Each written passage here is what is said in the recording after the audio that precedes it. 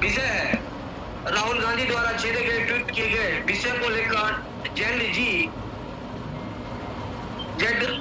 जेन Z के देश के युवा संविधान की रक्षा करेंगे। राहुल गांधी ने पूरे भारतवर्ष के युवा से आह्वान किया है कि आप देश की संविधान की रक्षा करें, और नेपाल के तर्ज पर उन्होंने युवा को जगाने का काम किया है।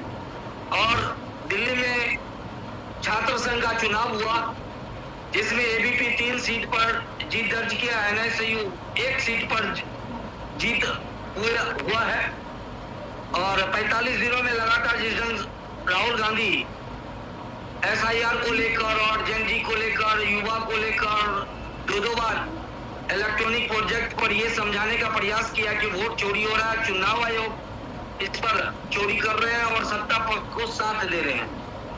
हम लोगों ने पहले भी राकेश जी इस विषय पर बात किया था कि भारत के चौहद्दी पर जितने भी देश हैं, सभी जगह वहां की वर्तमान सरकार को तख्ता पलट कर पाकिस्तान में, म्यांमार में, श्रीलंका में, बांग्लादेश में और नेपाल में भी आपने देख लिया। भारत के चारों तरफ जो घटनाएं हुई है, इस पर हम लोगों ने चर्चा भी किया था कि क्या भारत में भी कुछ लोग इस तरह के काम को हवा दे रहे हैं, या उन्हें इस बात का मन में मलाल है कि भारत में भी ऐसा कुछ हो नरेंद्र मोदी के विरुद्ध। और आज राहुल गांधी ने ट्वीट करके और जेड का प्रयोग कर ये बता दिया कि वाकई में भारत में नरेंद्र मोदी सरकार के विरुद्ध और देश में भारत सरकार के विरुद्ध कुछ न कुछ खिचड़ी पक रही है।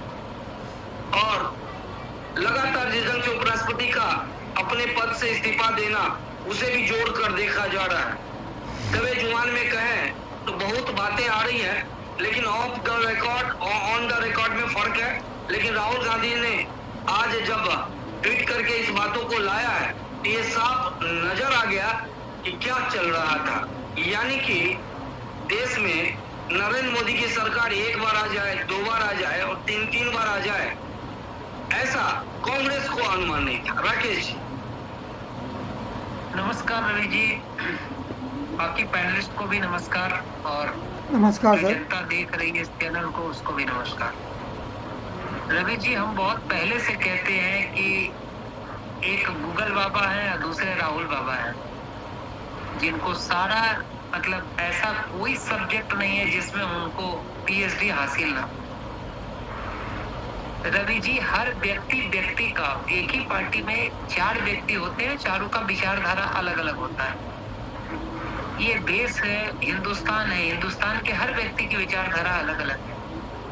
हमें तो बड़ा हंसी आ रहा है कि क्या हमारे राहुल गांधी को क्या चाह रहे हैं कि विधानसभा में आग लगा दिया जाए, लोकसभा में आग लगा दिया जाए, और उनके पूर्वजों द्वारा बनाए गए संविधान को संशोधित किया जाए, संविधान भी खराब है, वो भी अच्छा नहीं है, उसको भी जला दिया जाए। यही चाह रहे हैं ना राहुल गांधी जी।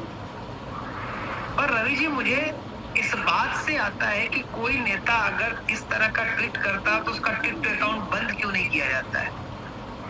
अगर आप ट्वीट करते हैं, उससे उन्माद फैलता है, तो उसके बारे में आपको विचार करना पड़ेगा कि एक बड़ा नेता, उनको सारी फैसिलिटी प्रधानमंत्री के समकक्ष दिया जाता है और उनको इस तरह की भाषा निकलती है। तो मेरा तो मानना है रवि जी, ऐसे लोगों पे पहले तो देशद्रोह का कानून लगाना चाहिए और इन्हें कुछ भी बोलने और लिखने का अधिकार देना ही नहीं चाहिए। रवि जी, आपने देखा था कि बिहार की यात्रा में इन लोगों ने क्या क्या किया, आप देखते जाइए।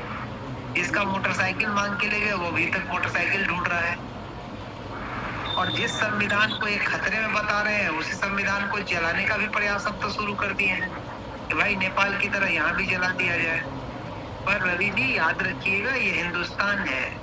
अगर यहाँ कोई भी थोड़ी सी गड़बड़ी हुई ना, तो ये मोदी है, छोड़ेगा नहीं। मोदी तो कहते ही है कि मैं झोला लेके आया हूँ और झोला लेके चले जाऊंगा। तो रवि जी, जिनका बैंक बैलेंस और जिनको प्रधानमंत्री बनना है